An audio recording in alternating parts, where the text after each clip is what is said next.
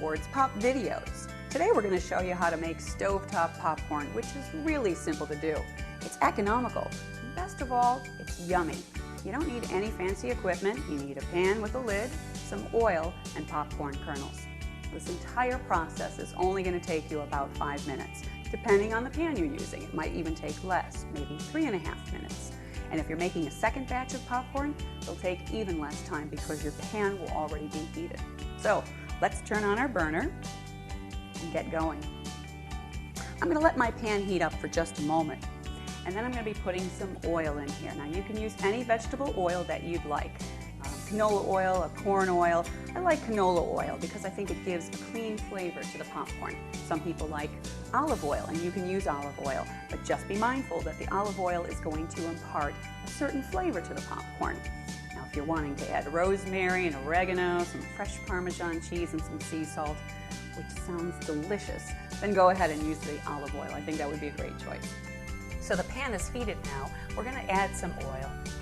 You don't need to measure this out. You're really just going to put enough oil to cover a thin layer on the bottom of the pan.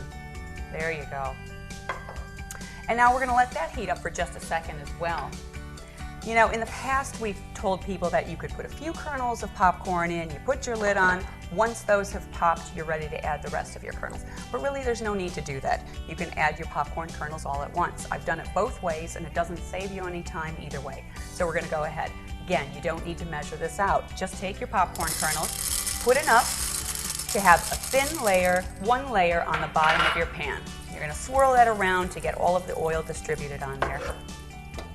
You don't want the popcorn to be sitting. You don't want it to stack on top of each other because that's going to be too much popcorn and it will literally blow the lid off of your popcorn pan. If you want less popcorn, choose a smaller pan. If you want more popcorn, choose a bigger pan. So we're going to let this heat up, and this whole process should just take a few moments now for all of the popcorn kernels to pop. So let's talk a little bit about popcorn. Popcorn is a whole grain. Not everybody knows that. And whole grains are great for us. Every day we need to get fiber in our diet, which is what whole grains provide. Popcorn is also naturally low in fat and calories. If you're going to make it on the stovetop, this way with a little bit of oil, you're looking at 40 to 55 calories per cup. Nobody eats 1 cup of popcorn, so even if you eat 3 cups of popcorn, you're still looking at maybe 150 calories, which isn't bad. If you air pop popcorn,